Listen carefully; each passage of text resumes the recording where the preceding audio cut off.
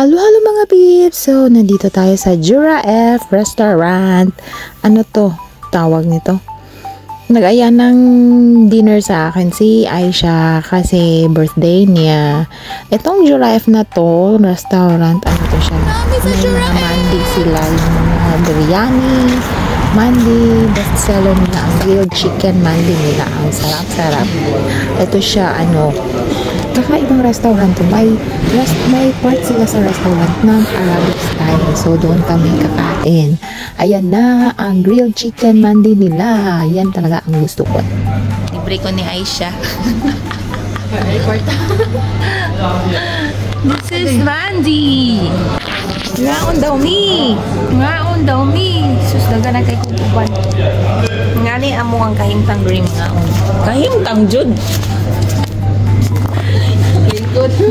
Ingana among kahimtang mga on. Ingana di mga on. Lingkod mi lingkoran na dire. Ngani di mga on. Di ba tanong juga sili? Pero oh my god. So ganito kami kumakain dito. Arabic eating costumes nila. Naka-squat lang, tapos nasa sahig. Pero carpeted yung sahig, oy. Tapos nilalagyan nila ng cellophane, yung hapagkainan. Tapos nagkakamay. Hoy, hindi lang Pilipino po ang ang marunong magkamay. Nagkakamay din sila dito. Ito yung style nilang kumakain dito.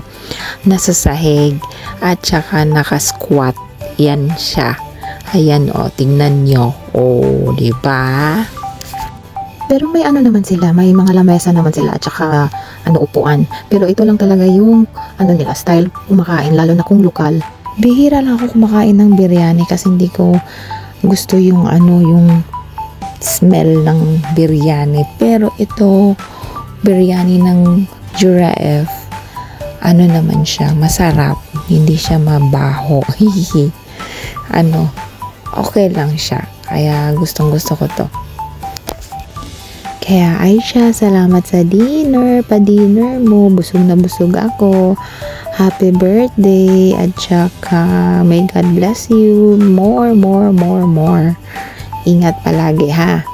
Ito si Aisha, kasamahan ko sa bahay.